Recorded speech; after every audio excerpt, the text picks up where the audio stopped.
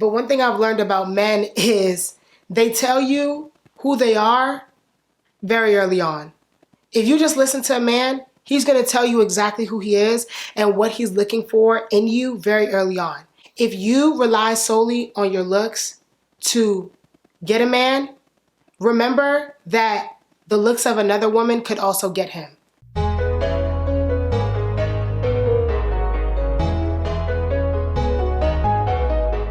What's up, y'all? It's your girl, Miss Marachi. Welcome back to my channel. If you're new here, make sure you like, comment, share, subscribe, hit the post notification so you're notified every time I post a new video. Based on the title, you all can see that we are staying with our Love is Blind content. Like I said in my last video, I'm not really going to review like episode by episode because I feel like there's a lot of people that do that. But as I watch different episodes, I'm going to pull out different themes and things that I find interesting to talk about, and then I'll post videos as I see fit. So like I said, based on the title, today we're going to be talking about pretty privilege as it pertains to Love is Blind and also just the world in general. But I'm going to specifically talk about the negative impact of pretty privilege, especially for women who want to settle down and actually be married and actually have a family. So for those who don't know what pretty privilege is, I feel like most people know what pretty privilege is, but I'm not going to assume that everybody does know. Essentially, pretty privilege is when you are deemed or seen as pretty, exceptionally beautiful in society, you're given certain things, given access to certain things, given access to certain opportunities, sometimes given actual like physical things, just because people think that you're pretty, think that you're beautiful. So think Gabrielle Union, Nia Long, Tika Sumpter. Those are some women in the Black community that often are deemed as like beautiful women and would most likely in any situation get pretty privilege if they weren't married, if they didn't have partners, people like Sierra. So those are just some of the women, just to name a few, some women that, you know, I would say are pretty women, are beautiful women in the Black community. And so essentially pretty privilege, again, would be taking those women and giving them access to opportunities that women that may not be seen as pretty in society would have access to. Now, as it pertains to Love is Blind UK, I said this in my last video, I feel like pretty much across the board, men and women, they are beautiful, handsome contestants, but there are a few contestants that really stand out as far as people who would have pretty privilege, and those are the contestants that I wanted to talk about today. So today I'll be talking about Sophie, Javin, and Katisha. So as you all know or may not know, Katisha and Javin decided to get engaged and they are now living together. They just had, I think it was episode 5 or 6, they had an episode where all of the cast, like all the prominent cast from the season met up, whether they were engaged or not, met up at a little bar and they just, you know, met everybody, put names to faces, were able to see their friends, catch people up on what had been going on with their relationship, so on and so forth. And so during this scene, Javin and Sophie are off talking, cackling, having a good old time. As a viewer, we know that they're not having an appropriate conversation as it pertains to a man that is a fiance and a woman who is single. That conversation was not appropriate, but of course, Katisha, his fiance, did not know what they were actually talking about, right? So we kind of get the sense that Javin is really trying to be intimate with Sophie in a way that, like I said, a man who is engaged to be married should not be doing. If you're single, that's different. But a man that is engaged to be married should not be doing. And in this conversation, Sophie is really playing into the fact that she knows Javin wants to explore things with her intimately, right? Fast forward that night, Katisha and Javin get back in the house. Katisha is obviously visibly upset about the fact that Javin gave Sophie so much conversation, and the way that Javin kind of scapegoated and got himself out of it was using Katisha's relationship with Damola in the pods, and the fact that honestly Katisha wasn't all the way 100 with Javin as to how her conversation with Damola went. He's using it to like spite her. So essentially Javin decides to go out and meet up the couples later at night, and Katisha goes to bed. In the morning, Meg, one of the women who is engaged to another man, Kieran, you know, hits up Katisha and's like, hey girl, I want to talk, and she reveals what went down that night. So Kieran, Meg, they're together, and Javin, who is engaged. Those are the only 3 people that are engaged that went out. Everybody else there was single. During that night, there was a time where Javin and Sophie went into a photo booth and then closed the doors. We can all assume what happened from there, but it was probably, again, even the fact that he went out is a problem. The fact that he was in a photo booth with this woman that's not your wife or your fiance, and then the fact that you closed the doors, once again, all that uncalled for. But I wanted to give a little bit of backstory for those who haven't been following or don't really know the storyline thus far. So again, the key players that I'll be talking about are Sophie, Javin, and Katisha. Now, how does this wrap into or play into pretty privilege? Sophie, anyone can say, is a beautiful girl. She's very pretty. I'm going to post a picture of her somewhere around here or here, but she's a very pretty girl. She's like very, like, she seems very dainty, very, like, you know, like just very prissy. Like, she's very, very pretty. That's not to say Katisha is not pretty, but Katisha is not Sophie pretty. Like, I wouldn't say that Katisha has pretty privilege. I still think Katisha is pretty, beautiful, but I think that, again, Katisha wouldn't have pretty privilege in the world and Sophie would. And so I wanted to talk about specifically Sophie's dynamic in the house, because I often find that women who have pretty privilege a lot of times fall into one main bucket, and it's the bucket that they assume that their pretty privilege is going to get them picked for reasons that are other than, or that their pretty privilege is going to get them picked, and they don't care about why they were picked. They're just happy that they got picked by the man, right? It's all centered around male patriarchy, male ego, you know, trying to do things for men, being selected by men.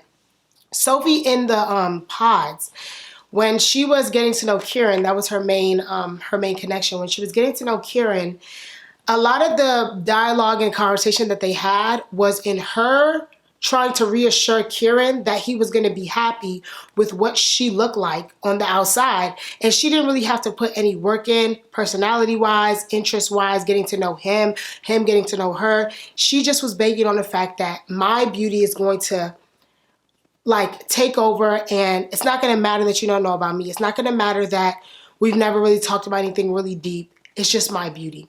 And that is a very, very dangerous, dangerous, dangerous mindset to have. As a woman, if your goal or one of the things that you want to do or want to be in life is a wife, if you want to be a girlfriend, even as a man, if you want to be a husband, if you want to be a father, I think people harp too much on aesthetic and beauty and finances, and they don't think about the fact that, do you have a personality? Are you kind? Are you empathetic? Are you giving? Are you intellectual? They don't think about the things that are inside. They are all just concerned with, how do people perceive me physically? Do people want to be intimate with me? Do people want to kiss me? Do people want to have me on their hand like a trophy?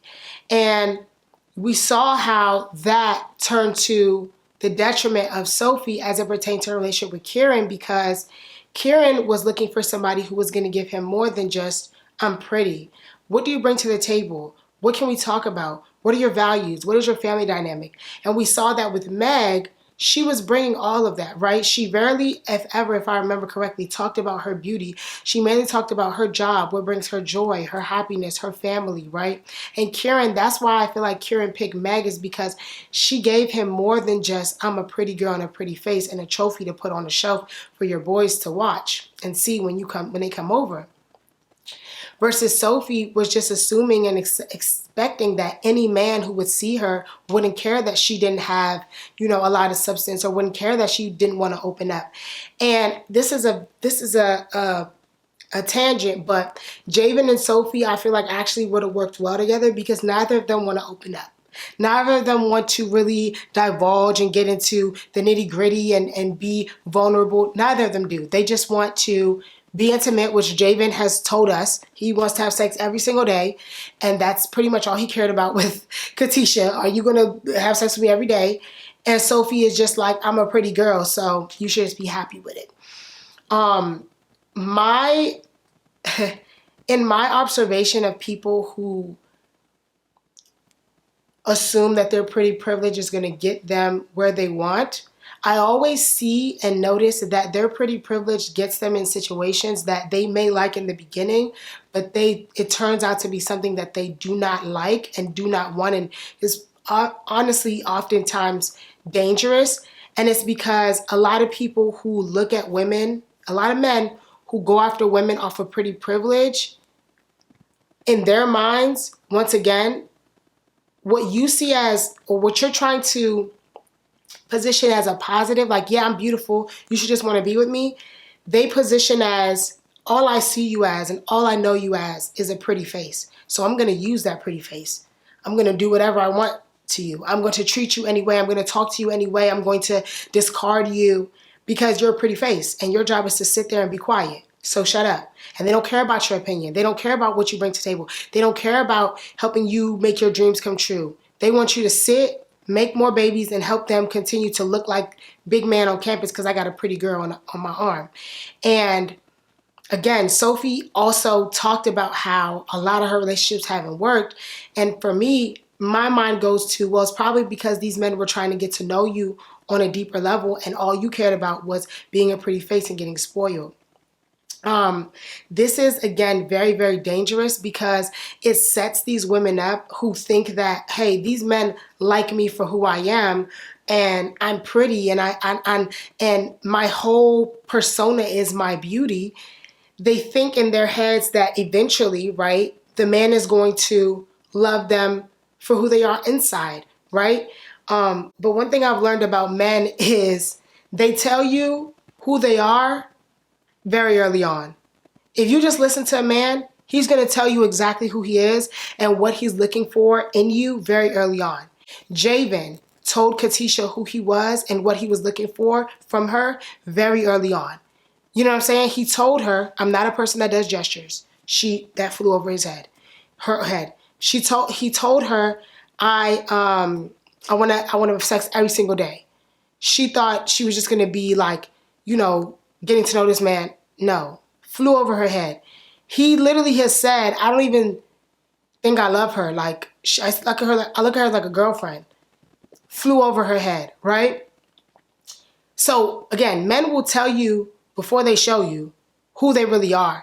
And it's really up to you as a woman or as their partner to get on board or to jump ship. And so men who are looking for trophy wives are going to make it very evident. And it's very evident, and it was very evident, that Javin was looking for a trophy wife, right? He was looking for somebody who would allow him to go out and do whatever he wants, right? As long as you know you're the pretty girl in the house and I'm going to be able to have access to you whenever I want. And a lot of times the ladies and women that have that idea that their pretty privilege is going to be the end-all be-all also want a man that has handsome privilege. But again, they don't realize that with pretty privilege pairing up with handsome privilege, there are going to be other women who have pretty privilege who your man is also going to be looking at because he only saw you as a pretty face. And that's really the driving thing that I wanted to get to in this video, which is women, talking to my ladies, if you rely solely on your looks to get a man, remember that the looks of another woman could also get him. And he is more likely to continue looking because there's always going to be somebody prettier than you. There's always going to be someone more beautiful that comes around. However, when you allow your partner to get to know you on the inside, yes, being beautiful is important and being attracted to your partner is important. I'm not saying that's not. But when you allow your partner to get to know the insides of you, get to know who you are, get to know what makes you tick, what makes you go, what are your dreams and goals, it makes them not impossible, and it makes it less likely that that person is going to be going out into the world and having his eyes still open, having her eyes still open, because he recognizes that, yes, I have a pretty beautiful person at home, but what this person carries inside far surpasses and exceeds me, or far surpasses and exceeds what I could potentially get from somebody else. So I'm not even going to worry about, someone that might be a Miss America, Miss USA beauty level, because they may not carry what my person carries at home. You know what I'm saying? And that's why for me, I don't think that love is blind in the sense of attraction, because I do believe that you should be attracted to your partner. And for me, if I was to go on that show and they open that door and it's someone I'm not attracted to, I don't think that I could like get that. I don't think that I could like be with them, because for me, I don't really believe that attraction grows. Like, I feel like if there's not an initial like, okay, like you look good, like, okay, you look good. You don't gotta be like, fine, like, oh my God, you fine. Like, it don't gotta be that, but it has to be initial, like, okay, I'm attracted to you. Like, you look good. You're not the finest. You're not, Damson Idris fine, but you're very handsome. Like, you look good. You know what I'm saying? Then everything else can build. But like I said, it's very important that or what I was saying was, I don't believe that love is blind in a physical sense, because again, you got to be attracted to your person, in my opinion. Now, I didn't talk to some people and they say attraction grows. That's fine. I hope attraction grew for you and your partner, but as for me, the attraction got to be there initially, right? But I do think that love is blind in the sense of like, if I'm able to connect with you deep, if I'm able to understand your values, if I'm able to understand what makes you tick and who you are and why you act the way you act, and what kind of things do you like to do, if those things align, then yes, that's the foundation for love. But I caution people who think that the foundation for their love is going to be built on pretty privilege, because again, what that sets up is a recipe for your partner to look at you as an item, as a thing, and not as a whole person, not as a human being, not as somebody who, again, has more than just beauty to bring to the table.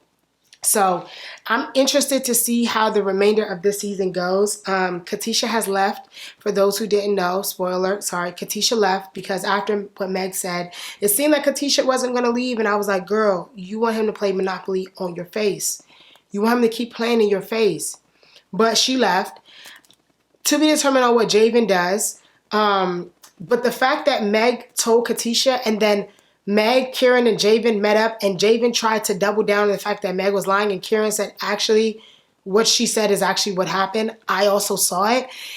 It's going to be really interesting to see what happens on Wednesday when the next episodes come out, because now Javin is caught. But the question becomes, is Katisha going to fall back into this trap that Javin has set for her? Or is he going to go down his pretty privilege aisle and scoop up Sophie, right? So I don't know. Drop down in the comments and let me know what y'all think may happen. Again, I'm trying to keep these videos not too long, but I hope you all enjoyed my analysis on pretty privilege and how dangerous it is, because pretty privilege, I mean, it's pretty, but there are some negatives that come with it. As always, like I said earlier, make sure you like, comment, share, subscribe, hit the post notification button so you're notified every time I drop a new video. Stay blessed, bold, and beautiful. It's your girl, Miss Amarachi. Mwah.